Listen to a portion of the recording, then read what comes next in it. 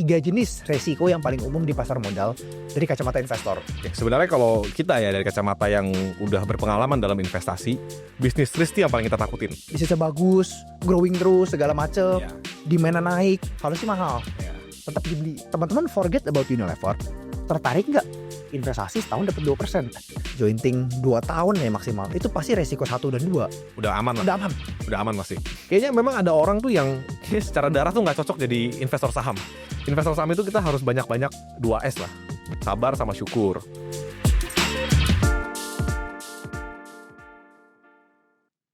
Think 30 Day Investment Program resmi dibuka kembali hanya untuk 100 orang pertama.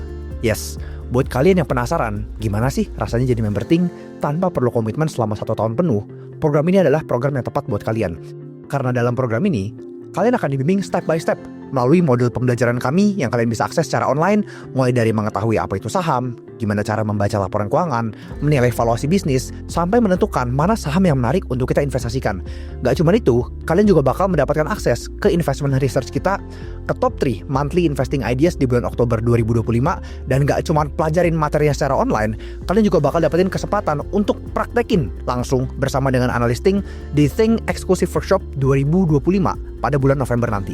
Jadi bayangin, kalian bisa dapetin semua akses ini dengan budget yang jauh lebih terjangkau. Dan gak cuma itu, kalian juga bisa dapetin akses ke Think Exclusive Group, di mana setiap harinya akan ada daily updates seputar perusahaan yang sedang menarik atau sektor-sektoral update untuk kalian bisa berdiskusi langsung dengan senior analis dari Think. Kita tahu bahwa perjalanan investasi itu seringkali terasa sendirian. Ketika kita ada kebingungan mau tanya apa, dengan grup ini kita akan memfasilitasi semaksimal mungkin untuk memaksimalkan pembelajaran kalian. Yuk, join Think 30 Day Investment Program, karena program ini akan kita batasi hanya untuk 100 peserta pertama aja. Klik link di bio and I'll see you in the program. Halo teman-teman, welcome to Chatting. Nah, hari ini Om Pak Billy udah lama gak muncul. Lama banget loh gak muncul. Udah berapa lama gak syuting Jo ini? 2 bulan ada kali, 2-3 bulan. 3 bulan ada dia. Oh, Pak, udah kangen sama teman-teman semua. Kemarin kita tuh di workshop banyak yang nanyain soalnya. Kok udah gak pernah muncul ya? Kita muncul lagi deh sekarang. Nah sekarang gue lihat ya di pasar saham kita itu banyak banget orang yang baru mulai investasi. Karena saham ini bisa dibilang baru mulai dapat hype-nya lagi 2025 ini ya. Meskipun hype-nya dengan saham konglomerasi segala macam. Nah tapi teman-teman pasti nonton sampai habis. Kalau mau tahu 3 hal yang harus kita aware sebelum kita berinvestasi di pasar modal. Dan gimana cara kita bisa menghindarinya sebagai investor. Jadi kalau teman-teman lakuin 3 hal ini, tahu 3 hal ini, itu pasti bisa terhindar dari 3 jenis resiko yang paling umum di pasar modal dari kacamata investor. Yang pertama itu bisnis risk. Apa itu bisnis risk? Simpelnya resiko dari bisnis. Karena kan kita memandang suatu saham itu sebagai suatu bisnis. Jadi ketika kita menginvestasikan uang kita, tentu ada resiko dari bisnis tersebut. Resiko tersebut mencakup katakanlah persaingan bisnis, kompetisi, harga jual yang tidak stabil, tiba-tiba ada yang banting harga, kompetitor nambah cabang kita kesenggol, ya kurang lebih itulah resiko-resiko dari bisnis. Intinya mempengaruhi kinerja perusahaan dan mempengaruhi pendapatan ataupun cash flow yang bisa didapatkan dari bisnis di masa depannya. Mungkin sebagai contoh, apa ya yang kita kasih contoh ya resiko bisnis ya? Sebenarnya kalau kita ya dari kacamata yang udah berpengalaman dalam investasi, bisnis risk yang paling kita takutin. Karena risk yang kedua itu sebenarnya tuh kalau kita udah belajar serius dan kita disiplin itu harusnya terhindar. Bisnis kan kita kan invest saham itu kita kan beli bisnis ya. Maksudnya semua bisnis itu pasti ada resiko. Gitu kan. Contoh-contohnya apa? Misalnya teman-teman kalau misalnya beli saham Bluebird pada masa tiba-tiba masuk nih Gojek bakar duit. Nah itu resiko bisnis. Gitu kan. Apakah kita bisa tahu? Ya sebenarnya kalau kita follow dan kita ikutin perkembangan ya kita tuh sebenarnya bisa hindarin.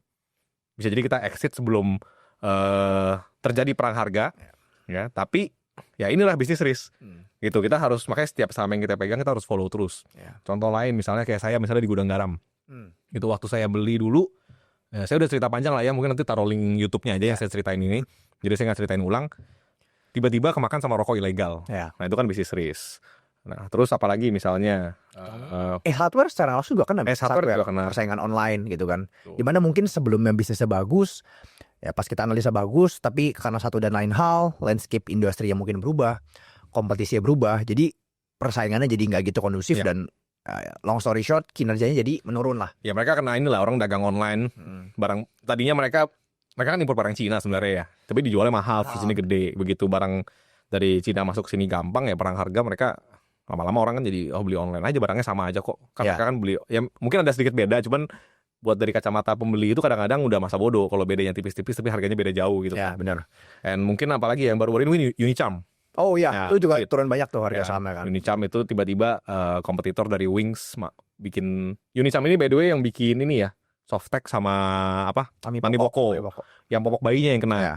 Gitu karena si Wings masuk Banting harga lah in a way mau ambil market share ya. Unicharm masih jadi market leader sebenarnya, cuman ya itu market leader tapi labanya habis lama-lama nih. Ya. Gitu kayak yang terjadi sama rokok kalau kita lihat. Banyak banget Unilever juga bisnis risk juga. ya, bisnis risk Ya, despite mereka udah nggak bisa ekspansi gitu kan. ya, banyak banget sih kalau misalnya kita bilang yang lebih di luar saham Indo ya, misalnya kayak BlackBerry dulu ya, atau misalnya bioskop deh, itu juga kenal loh dari Netflix. Jadi sebenarnya kita hidup sehari-hari itu dalam apa ya, semua bisnis itu ada resikonya, dan makanya kita kalau beli saham itu kita harus tetap ikutin semua perkembangannya. Ya. Gitu. Mungkin kalau kita bicara tarik lebih panjang lagi, history, ya zaman dulu ada bisnis pakai minyak paus, gitu kan, zaman belum ketemu minyak bumi, zaman masih minyak nabati itu belum, sawit itu belum dipakai sebesar sekarang, ya banyak orang pakainya kan minyak paus, sampai mulailah ditemukan alternatif baru, ada minyak bumi, terus tiba-tiba ada lampu listrik. Tadinya kan minyak paus itu buat bensin buat lampu bakar ya. Zaman dulu misalnya lampu Ya. penerangan, tiba-tiba udah ketemu nih minyak tanah. Tiba-tiba ketemu lagi ada lampu pakai listrik. Nah kan makin lama. Jadi ya itulah bisnis risk. Ya. Dan kita sebagai investor kita nggak luput dari itu. Dan ada satu poin menarik ya, Bel. Tadi kan kita ambil contoh beberapa kasus nih. Menariknya saham-saham yang kita sebut itu banyakan nggak jauh-jauh dari sektor consumer sebenarnya, Bel. Iya. Nah, karena kenapa? Simpelnya teman-teman, gimana cara kita bisa mengidentify bisnis risk ini? Karena simpelnya kalau bisnis komoditi itu demand-nya tuh udah ada, udah stabil. Betul. Sedangkan kalau bisnis consumer yang tadi kita banyak ngomong, Unicharm, ya, katakanlah Gudang Garam, dan segala macam, Ace Hardware, itu pasti nggak jauh-jauh dari retail ataupun consumer bisnis. Kenapa? Karena demand-nya itu kan bisa dibilang ada nggak ada. Kenapa saya bilang nggak ada? Karena kalau teman-teman cek lebih panjang ya, katakanlah sampo nih.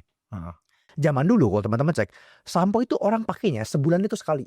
Iya. Tapi apa yang mereka lakuin sebagai company, mereka create the demand. Mereka ciptain campaign sehari keramas 2 kali untuk rambut tetap bagus segala macam. Ujung-ujungnya kan demand orang jadi, oh ya kayaknya emang bener nih sehari 2 kali. Tapi apakah sebenarnya harusnya sehari orang keramas 2 kali ya? Teman-teman coba lakuin risetnya sendiri. Jadi my point is, dengan consumer business ini tuh bukan kebutuhan primer amat lah. Iya. Kan kalau komoditas ini kan udah lebih pasti, dan namanya kebutuhan yang bukan primer amat, ada faktor branding segala macam. Competition itu jauh lebih tight lagi sebenarnya. Yes. Sebenarnya betul sekali ya. Jadi bisnis risk di bisnis yang consumer ya, yang ada berhubungan sama branding segala macam, itu jauh lebih tricky. Ya. Komoditi bukan yang nggak ada, bisa juga ada sebenarnya. Juga. Karena coba kita lihat industri baja sekarang. Ya. Itu kena bisnis risk gara-gara China. Expansion gila-gilaan kan. China pengen kuasain baja. Mereka produsen terbesar. Yang punya bahan baku bikin baja cuman China, Aussie sama Rusia. Ya. Itu kan pakainya iron ore sama batu bara kokas. Ya mereka mix harga kokas, harga iron ore tetap bisa tinggi, harga bajanya dijaga rendah. Ya kan jadi pada rugi pabrik baja. Gitu kan. Pada rugi, ya kena tuh satu industri baja seluruh dunia semuanya berat in general ya.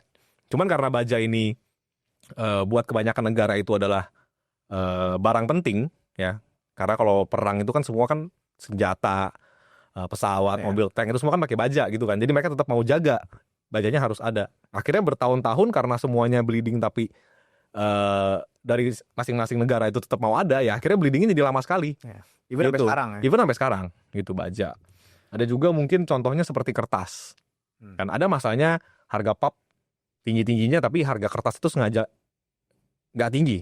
Akhirnya banyak pabrik-pabrik yang rugi ya ujung-ujungnya dibeli sama konglomerasi yang lebih besar. Sawit juga terjadi. Ada salah satu daerah, ini cerita dari member Ting sih. Jadi dia punya pabrik sawit di satu pulau, tapi saya nggak enak sebutnya. Nanti ketahuan soalnya kan, satu pulau. Masuklah satu konglo ke daerah itu, dan dia sengaja beli buah TBS, buah sawit di harga yang lebih tinggi, tapi harga CPO-nya lebih rendah. Akhirnya banyak pabrik-pabrik sekitar sana itu yang rugi-rugi dibeli juga sama konglo itu. Gitu. Ya, jadi itu juga bisnis risk bisa terjadi dimanapun. Jadi makanya size itu kadang-kadang penting. Kalau kita lihat di valuation kita kan selalu set tuh. Bisnis yang size-nya lebih kecil itu kita harus diskon lebih gede karena selain dari competition bisa juga digangguin sama mau diambil porsinya sama Konglo gitu. Nah, jadi balik lagi namanya kita berinvestasi ya. Di balik saham ada bisnis, kita pelajarin bisnisnya. Tapi nggak bisa luput dari yang namanya bisnis risk ini. Nah, sebagai investor gimana caranya kita bisa meminimalisir bisnis risk tersebut? Yang pertama udah pasti harus analisa bisnisnya. Yang kedua ya udah pasti harus membeli dengan valuasi yang murah. Iya. Ini untuk meng-offset resiko-resiko dari bisnis tersebut. Baru kita masuk ke poin nomor 2. Ya, resiko yang paling umum yaitu apa?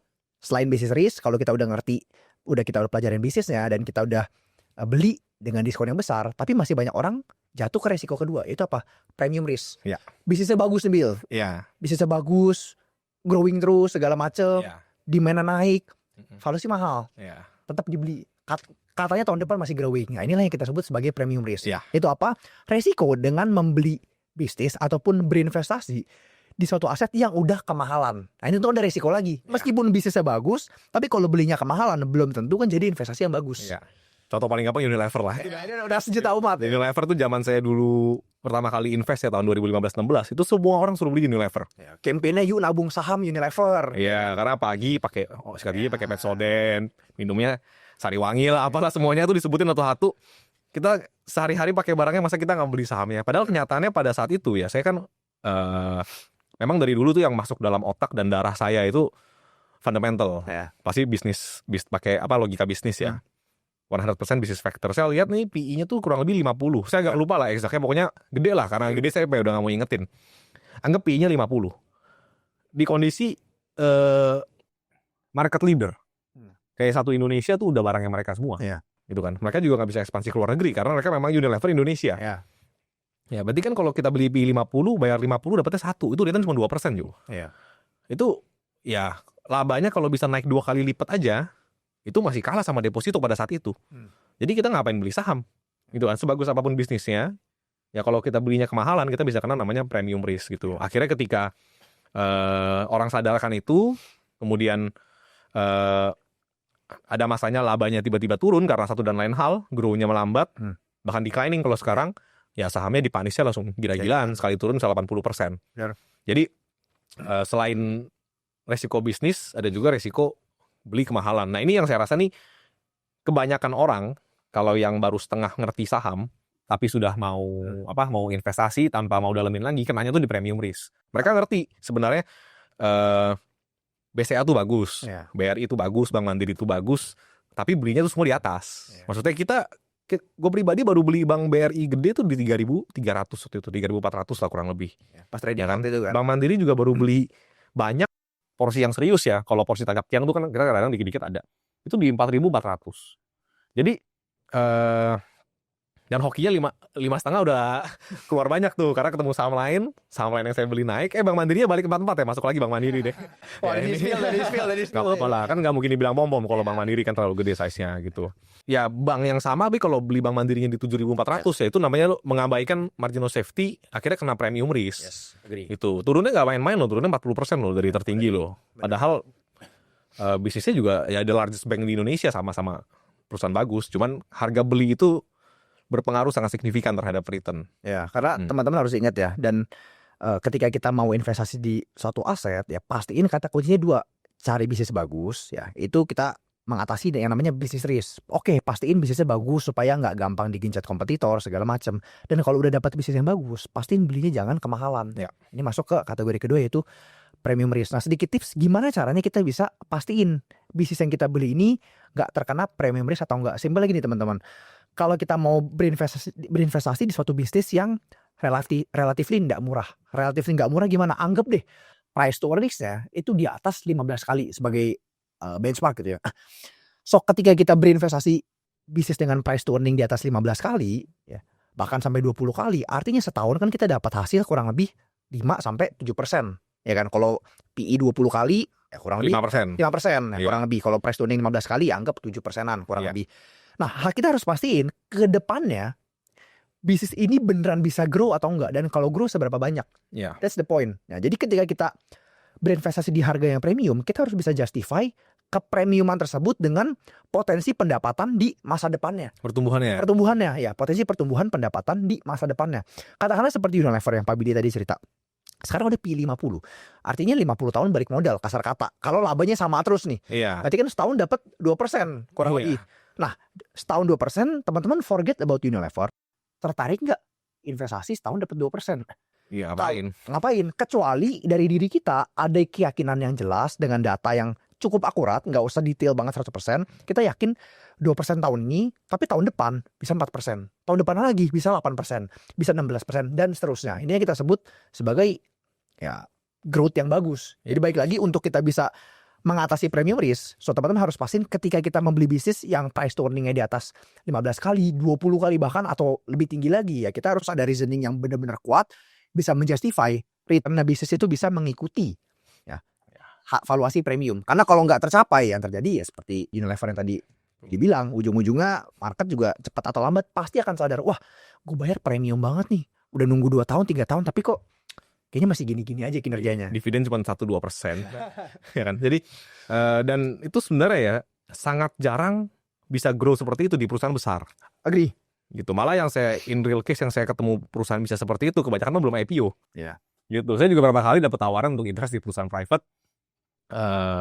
Ya itu PE-nya pasti gede-gede karena mereka udah ada roadmap untuk grow sekian. Tinggal kita percaya sama atau enggak sama roadmapnya dan kemampuan eksekusinya mereka kan. Betul. Tapi di level IPO tuh jarang sekali. Kalau kita beli saham PE 15-20 tiba-tiba bisa jadi PE 5 misalnya karena labanya naik 3 kali lipat. Itu ada cuman jarang. Ini kita ngomong true earnings-nya loh ya Jo ya. Bukan harga batu bara lagi karena batu bara yang naik, labanya naik ya itu kan bukan growth, tapi itu kan emang cyclicality dari bisnisnya. Betul. Yang benar-benar growth dalam jangka waktu panjang gitu. Iya. Ya itu bicara soal tadi bisnis risk ya, ada satu contoh yang gue agak baru keinget gitu. Tahu Rockefeller gak? Tahu. Nah, Rockefeller tuh gimana caranya dia bisa kuasain minyak segitu banyak, satu Amerika waktu itu pada masanya dia. Ya price war juga juga. Jadi dia karena capital gede, size gede, dia bisa manfaatin ya. Iya, bisa tekan yang lebih kecil-kecil, ujung-ujungnya mereka dia beli satu persatu. Itu tuh teman-teman boleh pelajarin sejarahnya. Jadi sejarah itu penting sekali. Cuman ya jangan belajar sejarah cuman seperti di sekolah dulu. Hafalin tanggal lu jangan kayak gitu, tapi hafalin pahami kenapa itu bisa terjadi, sequence-nya seperti apa, kira-kira apa yang ada di kepala pemimpin pada saat itu. Nah, kita pasti belajar banyak sekali. Ya, agree sih. Karena ya even sampai sekarang kita dulu bilang sawit, kan banyak member ting juga ngobrol-ngobrol itu juga caranya kurang lebih mirip-mirip gitu. Iya kan? Karena economic of scale itu moat paling besar Jo. Ketika kita kuasain economic of scale, ya lihatlah dulu gimana caranya Indofood bisa akuisisi banyak banget mie instan. Itu kan China ditangkap dulu kan. Jadi semua pasti dari situ kebanyakan. Oke. Nah, teman-teman, jadi sebagai investor ya, kalau kita udah bisa minimalisir dari risiko bisnis, kita beli nggak di valuasi premium ya, kita beli di valuasi yang masuk akal, premium risk kita udah bisa teratasi, baru masuk ke risiko ketiga. Nah, ini sebenarnya kalau teman-teman udah misalnya jointing 2 tahun ya maksimal, itu pasti risiko 1 dan 2. Udah aman lah. Udah aman masih. Tinggal masalah resiko ketiga. Asal belajar loh ya. Asal belajar ya. Ya, it's very easy. Teman-teman kalau mau spend waktu 6 bulan, 1 tahun full fokus belajar, gampang kok untuk pelajarin bisnis, gampang kok untuk memvaluasi bisnis. Itu 6 bulan, 1 tahun pasti bisa punya. Apalagi kalau udah ngikutin kurikulum kita. Tinggal masalah resiko ketiga, itu self risk. Ya. Nah, mungkin boleh ceritain dikit Bill. Self risk ini apa? Kenapa kita bilang ini yang malah orang yang udah berpengalaman seringkali kena self risk. Iya, self risk itu adalah resiko di diri kita sendiri karena biasanya mungkin kurang sabar atau ya ketika harga sahamnya turun takut, jadi akhirnya dijual, bisa dijual naik. Nah itu lucunya ya Jo ya. Kita kan udah ketemu cukup banyak orang ya, baik yang investnya masih 5 tahun, ada yang udah 10 tahun, ada yang saya juga ketemu yang udah 20 tahun. Kayaknya memang ada orang tuh yang secara darah tuh nggak cocok jadi investor saham gitu karena memang dia sangat tidak tahan dengan volatilitas. Padahal kenyataannya ya kalau kita tahu lah saham gue apa kira-kira naik turunnya seperti apa tiap hari. Itu kalau gue liatin dalam bentuk rupiah ya itu gila banget Jo, naik turun tiap hari tuh bisa, ini kalau kita mau gimana ya, kalau kita orang yang nggak gampang bersyukur, wah coba kemarin jual, hari ini gue beli di bawah nih, selisihnya gue bisa beli mobil gitu kan kasarnya gitu kan, atau beli apa whatever. Cuman kan ya ketika kita udah ambil keputusan mau beli, ya itu volatilitas itu adalah part of the game. Gitu, naik turun 5, 10, 20% tuh in most cases cuma volatilitas. Gitu, bisa kita kan incernya naiknya lebih dari itu sebenarnya kan. Jadi ada naik turun 5, 10% ya itu sebenarnya kita udah part of the game. Cuman secara pengalaman kita lihat orang, ada yang memang susah sekali untuk bisa bisa terima. Ya. Kalau kita tuh nggak bisa kontrol harga saham dalam waktu singkat, pengennya tuh beli paling bawah, jual paling atas. Itu orang paling pengen selalu seperti itu. Terus kalau bisa habis dijual Langsung turun lagi. jadi puas kan, wah gue berhasil jual di paling atas nih ya kan. Padahal kenyataannya kan nggak mungkin kayak gitu. Mungkin itu, agree. Investor saham itu kita harus banyak-banyak 2S lah, sabar sama syukur, kan. Sabar itu ya kita harus sabar, kalau belum waktunya beli kita jangan beli. Sabar kalau kita udah beli kita harus sabar tunggu dia naik. Harus sabar juga kalau kita udah jual terus naik lagi, ya kita harus sabar dan bersyukur gitu kan. Kita syukuri, udah untung di sini ya. Kalau kita udah beli harganya turun lagi, ya kita syukuri dapat kesempatan lebih banyak buat beli lagi di bawah. Jadi saya rasa kebanyakan yourself freeze itu kena orang karena orang kurang sabar sama kurang syukur. Ya. Dan ngebanding-bandingin gitu kan. Iya. Karena gimana ya, apalagi kita Think kan udah berdiri kurang lebih 4 tahun gitu kan. Member tahun pertama tahun kedua itu ngerasain yang namanya tuh rebound dari COVID. Mungkin ngerasain tuh portofolio setahun bisa CAGR 100% lebih.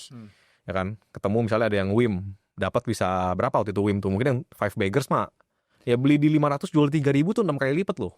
Dan saya rasa member ada yang dapat seperti itu. Batu bara juga 2021 sampai 2022 mungkin naik 3-4 kali lipat. Iya, betul. Gitu kan. Tapi di 2023 2024 mungkin nggak semua saham value investing bisa naik seperti itu. Kalau dapatnya kayak TLTL, Java ya lumayan. Tapi kalau misalnya mungkin yang belinya kayak Indofood atau yang naiknya nggak sampai beggar dan kita nggak tahan dengan yourself risk, itu ya bisa, kok dulu gue bisa sekarang gue nggak bisa ya. Return gue jadi jelek sekali nih. Padahal sebenarnya kalau kita tarik panjang, harusnya ketika tahun kita dapat untung misalnya 4 kali lipat, 3 kali lipat, 5 kali lipat, itu harusnya kita punya mindset ini adalah tabungan untuk tahun-tahun ke depan ketika kinerja lagi kurang bagus. Jadi itu kita malah dikasih rezeki untuk ambil untung di depan duluan. Jadi ketika ada tahun lagi saham yang kita beli perusahaan bagus, murah, tapi harganya belum gerak kemana-mana, ya itu kita tetap harus syukuri, kita anggap tapi kan thank you ya dulu udah untung sekian kali lipat. Nah, beberapa orang yang memang orang yang tipenya kurang bersyukur itu susah terima itu. Dia pengennya kalau bisa tiap tahun seperti itu. Ya. Gimana gitu. sebagai cerita aja ya. Kemarin gue kan abis ini nih ketemu yang ikut acara dari Toba itu. Jadi sekalian ini ya, mungkin sedikit sentilan buat teman-teman member kalau ada yang merasa masih seperti itu. Nah, kemarin gue sempet ini Bil, lagi ikut acara Toba, terus ada orang kenalin karena di YouTube kayak gue malu juga kita bahas PBSA Bil. Itu versi kita bahas kan mungkin masih 400 perak. Kalau dibuat member masih 300 gede kayaknya, 390. Lupa deh mungkin 300. Enggak, sempat 320. Ya 20 ya. Karena waktu trading hub tuh saya rasa banyak yang beli. Oke. Ya, saya lupa exactly. Kurang lebih 300-an. 300-an lah anggaplah. 300-an. Terus sekarang kan 900 Bil. Iya, 3 bagger loh. So ada orang pas saya ikut acara itu dia kenalin, wah thank you saya gara-gara nonton YouTube-nya beli segala macam. Dia nggak, intinya dia bilang thank you. Terus dia nanya, saya gimana? Saya bilang aja, saya udah jual sebelum 900, saya jual udah di 500-an, saya udah jual 550, saya lupa plus minus 500-an, mungkin plusnya 50% saya udah jual. Rupanya 900, ya udah ikhlasin aja. Jadi poin saya adalah bisa jadi orang itu hold lebih lama, untungnya lebih besar secara persentase. Ya udah, it's rezeki aja. Dan kita sebagai investor juga ya udah harus syukurin, udah lumayan. Ya itu untung mungkin 40-50% dalam waktu sekian bulan doang. Iya, nggak sampai setahun. Dan ada reason juga waktu itu kenapa kita switch. Iya. Kan satu, kontraknya juga kan itu off sebenarnya kan. Itu sebenarnya lagi gede sekali dan kita pun nggak tahu tahun depannya bisa dapat kontrak atau enggak. Kita coba cari tahu lewat berbagai jalur. Tapi ya kita nggak dapat informasi itu. Jadi kita pun ada yang lain yang lebih pasti dan lebih murah, ya udahlah. Tiba-tiba naik, ya it's okay. Itu kan rezeki masing-masing. Jadi poin saya adalah teman-teman kalau nonton ini, wah misalnya Think beli bawah jual atas, enggak juga kok. Ya itu contoh paling baru PBSA kita jual di 500-an naik 900. Ya udah good kalau yang masih ada hold ya rezekinya mereka gitu kan. Jadi poin saya memang di investasi harus banyak-banyak sabar nunggu peluang bagus. Kalau peluang nggak bagus-bagus amat jangan tergesa-gesa. Dan juga sabar ketika kita udah investasi ya sabarlah, tunggu diapresiasi. Iya, kadang-kadang kita lihat ya orang ya, mungkin dia udah ngelakuin analisa nih. Beli perusahaan bagus harga murah. Tiba-tiba lihat tetangganya nggak ngerti apa-apa beli saham-saham yang lagi digoreng kok untung ya. Ya kita maksudnya ya harus punya mindset tuh kita dapat apa yang kita sebenarnya tuh layak. Makanya kita bisa dikasih itu sama Tuhan. Itu kan. Jadi ketika orang tiba-tiba yang nggak ngerti apa-apa untung gede, percayalah itu biasanya tuh ujung-ujungnya akan jatuh lagi. Jadi kita nggak usah pikirin itu, dan belum tentu dia belinya banyak loh. Bisa jadi dia beli saham itu naiknya banyak, sama kita beli saham bank lah naiknya cuma 20%, tapi kita untung lebih gede dalam rupiah karena kita berani beli banyak. Betul. Gitu. Jadi ya your self-risk tuh itu. Itu kalau orang udah ngerti analisa bisnis, ngerti evaluasi, biasa paling berkutik tuh di sini nih. Iya. Lawan emosi diri sendiri lah. Iya, iri lah orang. Jadi saya suka pakai analogi gini, kalau kita tiap kali ngelihat orang lain untung, terus kita ngerasa iri. Ibarat kita misalnya nggak beli saham ini, orang lain yang lebih mungkin nggak sepinter kita, nggak serajin kita, tapi beli dan untung. Tapi kita mau apa yang dia punya, itu ibarat kita udah punya istri nih, kita lihat istri orang. Semua yang lu rasa lebih cakep lu mau istri orang. Ya itu kayak gitu, nggak ada beda menurut gua. Jadi kenyataannya kan nggak boleh kayak gitu jadi orang ya kan. Jadi ya itulah mungkin sedikit apa ya, kalau analogi yang buat ya apa ya, analogi yang mungkin buat orang-orang yang nggak mau ngerti gitu kan. Kecuali emang lu rasa diri lu kayak gitu tuh, tiap kali ketemu istri orang pengen lu ambil, nah itu ya lu berarti kayak gitu, kelakuannya sama. Kasar nih ngomongnya. Soalnya gregetan jujur aja gregetan, kita ketemu ya banyak lah yang kayak gitu. Ya, tapi at the end ya fokus lah sebagai investor, kita fokus apa yang kita bisa kontrol. Di luar itu ya udah kita kembali ke jalannya masing-masing aja. Karena pada akhirnya kita nggak bisa kontrol semua hal, dan kalau kita mencoba untuk mengontrol semua hal pasti jatuh kepada self risk ini. Karena kan basically kita kontrol hal yang nggak bisa kita kontrol, mengenai price action segala macam. Yang kita bisa kontrol apa? Cari perusahaan bagus, business risk, beli di valuasi murah untuk menghindari business risk dan premium risk. Kalau self risk about market, Mr. Market, ini udah hal di luar kontrol kita, dan ya udah sabar dan syukuri aja. Iya betul. Nah, so that's it teman-teman ya. Semoga teman-teman dengan nonton video ini dapat insights-nya kira-kira apa yang harus dilakuin untuk menjaga ataupun menghindari business risk, premium risk, dan juga self risk. Dan percayalah, 3 resiko ini pasti cepat atau lambat, kalau teman-teman yang baru invest pasti bingungnya business risk, premium risk. Tapi kalau teman-teman yang nonton video ini mungkin udah 2 tahun ke atas, 3 tahun ke atas nonton video ini, pasti tahu nih yang kita ngomong self risk ini pasti relate banget. Karena kenyataannya kita di Think juga pasti pernah melewati fase itu. Even sampai sekarang juga self risk pasti ada kok pemikiran-pemikiran, aduh ini baru untung 30%, si ini belinya iseng-iseng, langsung naik 80%. Tapi ya that's life. Kayak gini lah Jo, kita analisa. Tapi ini videografer nih, kadang-kadang dapat average di bawah kita. Ini videografer nih. Jualnya lebih tinggi nih si videografer satu ini nih. Ya kan, kita beli di berapa? Ini turun dulu. Tiba-tiba dia kan kombinasi WFH kan, videografer kan. Datang cuma hari Jumat. Hari Jumat, tiba-tiba dapatnya harganya lagi turun, dapat di bawah. Senin kita jual. Jumat like itu lebih tinggi, iya kan? Tapi nggak pernah kasih angpau kita nih. Iya nih. Boleh kali traktir. Just joking. Nah, jadi ya udah nggak apa-apa, rezekinya masing-masing lah. Semua cuan, semua kita, yang penting semua cuan kita happy lah. So thank you teman-teman, jangan lupa dipraktekin. Dan kalau teman-teman penasaran nih gimana caranya lebih lanjut kita analisa bisnis, menghindari business risk, menghindari premium risk secara valuasi, dan self risk ini gimana untuk mau tukar pikiran lebih lanjut, teman-teman bisa daftar 30 Day Investing Program ya. Karena di program itu teman-teman bakal dapat akses kurikulum yang kita udah rancang step by step, from beginner sampai advance ya, sampai teman-teman bisa pelajarin cara ngupas bisnis. Prakteknya juga langsung ada, workshop offline-nya dibimbing sama mentor dari Think juga ada. Teman-teman langsung klik link di description, karena pendaftaran itu akan kita tutup pada akhir Oktober 2025.